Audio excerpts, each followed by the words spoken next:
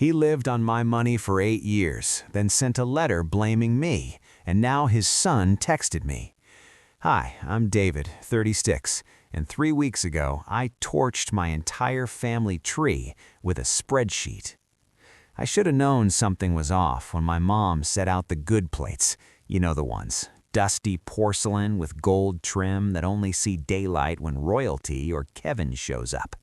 That Sunday was like every other. Roast chicken, too much wine, and just enough tension to ferment resentment for a decade. Rachel had a work emergency. Actual, real, unlike Kevin's constant networking dinners. So it was just me and Sophie. 9 years old, loves fantasy novels, and wears her heart like a name tag. She was reading at the table, legs swinging, eyes in a dragon kingdom. Then Ethan walked in, Kevin's kid, 13, entitled, full Supreme outfit and TikTok energy. He grabbed Sophie's book mid-sentence and tossed it to the floor like it offended him personally. "Why are you even reading that baby stuff?" Sophie froze, not cried, not complained, froze like someone had unplugged her. I stood up. Calm voice, dad voice. "Pick it up, hand it back." He stared at me like I'd asked him to eat vegetables on camera. Why? It's just a dumb book.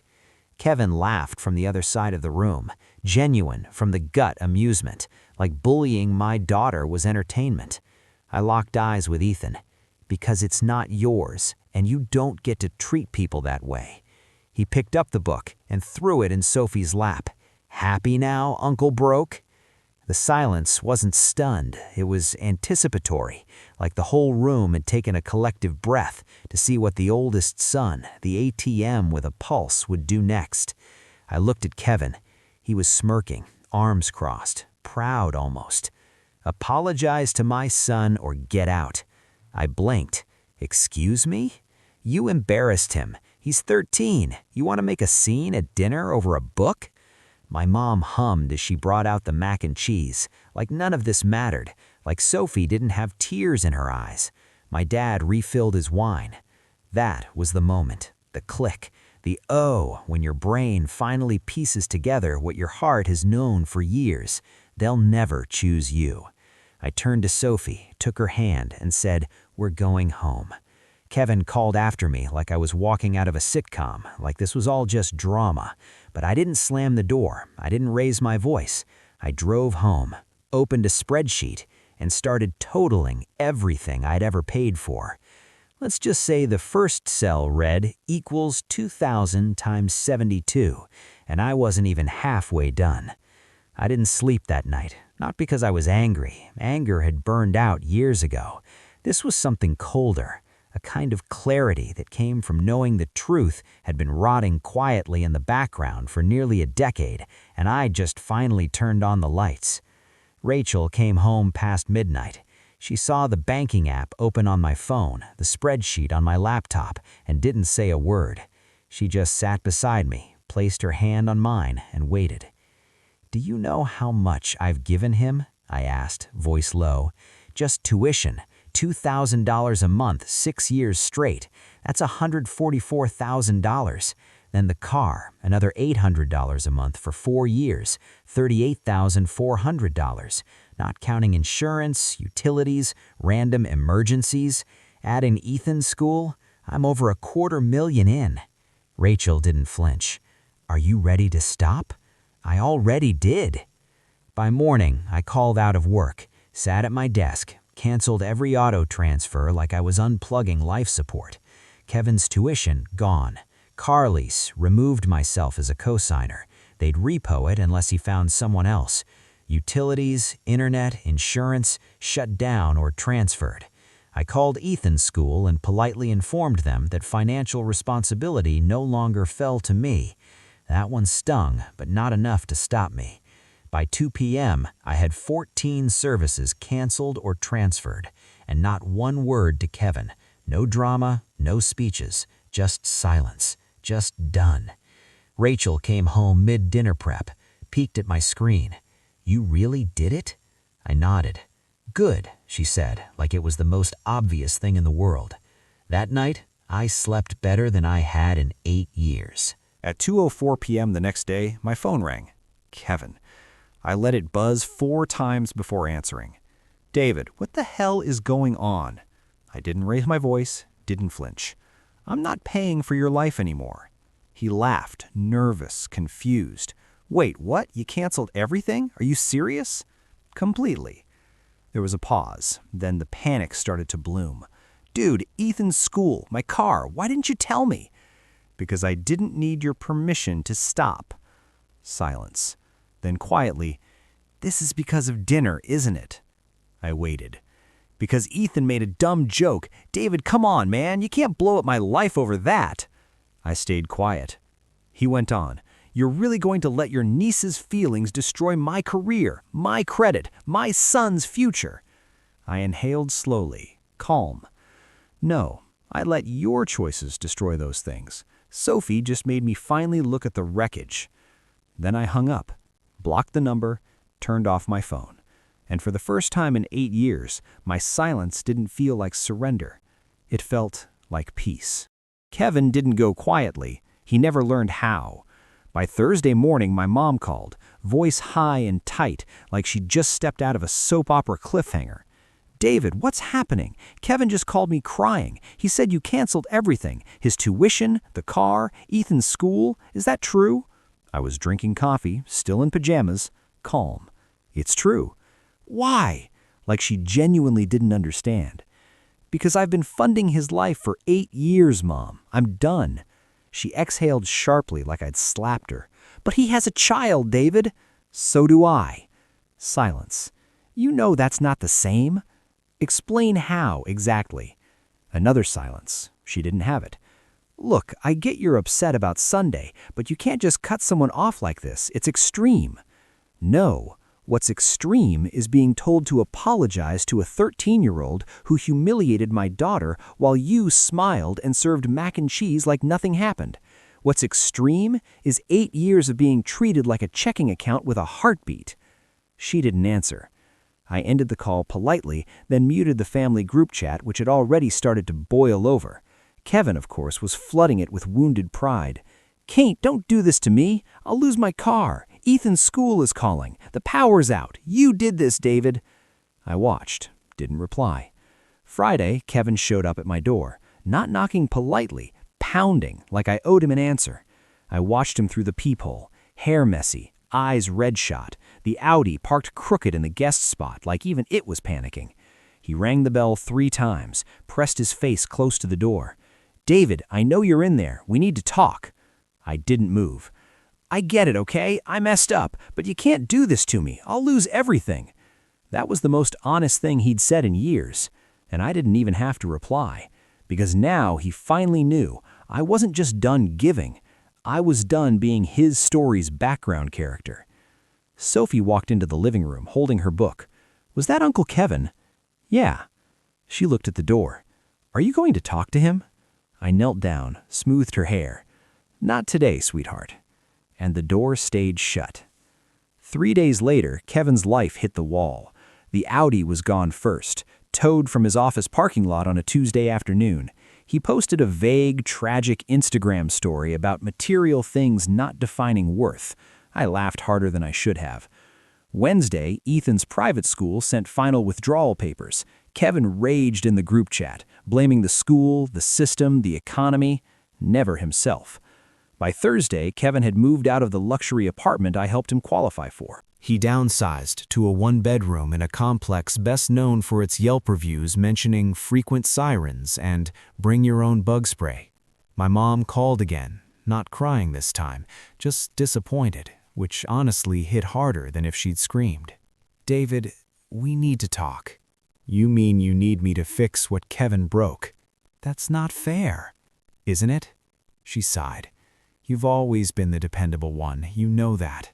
Yeah, I know. And you treated me like a walking ATM because of it. Kevin's struggling.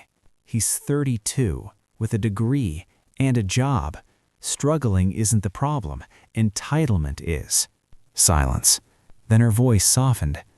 You don't have to cut us off, too. Funny, I said. because for the past week none of you have texted me once just to ask how I was doing. You only called when Kevin's world started crumbling. Another silence, the kind you can't unhear. She didn't call again. That weekend, Rachel and I took Sophie to the beach. No agenda, just air, waves, and seashells. Sophie ran up with a bright orange one, holding it like treasure. "Can we come back next weekend?" I smiled. Absolutely. No interruptions, no buzzing phones, no guilt. Just peace. Back home that night, a text came in. "Kevin, I hope you're happy. You destroyed everything." I stared at it for a full minute, then replied, "Me. I didn't destroy anything. I just stopped building your life for you." Then I blocked his number. I looked up from the screen and Rachel was watching me. "You okay?" I nodded. "Yeah, I really am." She leaned into me, warm, certain, like home. And for the first time in 8 years, I didn't feel like the forgotten son. I felt like a man who finally chose himself. 2 weeks passed. No calls, no texts, no dinner invites. The family group chat? Silent, at least for me. I was pretty sure that it started a new one without me. Probably called it Real Family or some other passive-aggressive nonsense. Rachel didn't ask. She just made pasta on Sundays and played jazz in the kitchen like nothing had changed. Sophie spent those evenings on the floor sorting her seashells, asking which ones were friend shapes and which ones looked like bad guys. Kevin, meanwhile, went into full martyr mode online. First, it was vague. You find out who your real family is when the money stops. Then came the oversharing. Trying to rebuild after betrayal is hard, but I'm stronger now, for Ethan. The comments were full of sympathy from strangers who had no idea he'd been living off his older brother's quiet generosity for 8 years. I didn't correct the record. I didn't post screenshots. I didn't defend myself. But I did finish the binder. Black cover, heavy paper, tabs and dividers. 8 years of transfers, receipts, email confirmations. Every dollar, every loan that wasn't, every just until next month. I labeled it Harmon Family Financial History, 2016 to 2024. I wasn't planning to use it, but if they ever tried to flip the story, to paint me as cruel or cold or ungrateful, it'd be ready. Rachel walked in as I slid the binder into the drawer. She glanced at the label and gave me a look. "You sure you're done?" I nodded. "Yeah, this is just my insurance policy." She kissed me on the cheek. "Then let's close the chapter." The next morning, Sophie asked if she could write a letter to Grandma. I hesitated. "What for?" "I don't know. I just miss her, I guess." Rachel raised an eyebrow from across the room. "You can if you want, but you don't have to." Sophie thought for a moment, then shrugged. "Maybe later." She went back to her book. I went back to my coffee. And in that tiny moment, I realized something. I wasn't just done with Kevin. I was done with people who only remembered me when I was useful. 3 weeks after I pulled the plug, my dad called. That alone was weird. He rarely called, always preferred to let your mother handle that stuff. But that day, he dialed, waited, and when I answered, his voice was low, flat, practiced. "David, I wanted to check in." "Really?" "Your mother's worried." "No, she's annoyed." Another pause. Then, quietly, "Kevin's been having a hard time." "Yeah, that tends to happen when you stop getting free rides." "Listen," he said, "I know it wasn't fair, what happened at dinner. What Kevin said, what Ethan said, what you didn't say." He fell quiet again. I let it hang. "You just walked out. No explanation, no conversation. No respect, no apology, no support. Funny how that works. You blindsided us. I rescued myself." Silence again. Then he said something I didn't expect. "You're right." That stopped me. I should have said something that night, about Ethan, about Kevin. I should have stood up for Sophie. I didn't respond. I didn't trust it yet. But this cutoff, David, you know how it looks. You made him dependent, then yanked the rug.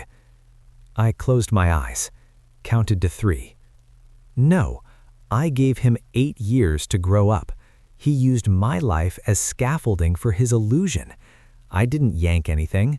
I finally stepped away. He exhaled, long and shaky. "I'm not asking you to fix anything," he said. I miss my son." "Which one?" "That one hit." He didn't answer. We ended the call on nothing. No resolution, no warmth. Just a tired man realizing his favorite son might have been a fraud and his quiet one had finally spoken too loud to ignore. The next Sunday, Sophie and I made pancakes. Midway through, she looked up and asked, "Are we still family with Uncle Kevin?" Rachel and I locked eyes, the question neither of us wanted to answer. I sat beside her, lowered my voice. "Family isn't about who you're related to. It's about who protects you, who shows up." Sophie nodded. "So we're still family, just a smaller one now?" "Exactly. And honestly, smaller felt a lot more peaceful." The real test came in the form of an envelope, hand-delivered, no postage, just my name in Kevin's handwriting stuffed into our mailbox one rainy Thursday like some 90s movie climax. Rachel found it first.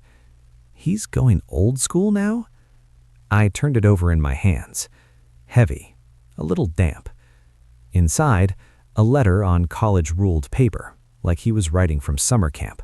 4 pages, front and back. I sat down on the couch, read it twice. The gist? Page 1. "I'm not the bad guy. You blindsided me. I thought we were brothers." Page 2. "I've been under a lot of pressure. You don't understand what it's like to have a kid and no backup." Page 3. "You always made more than me. You never said you were struggling.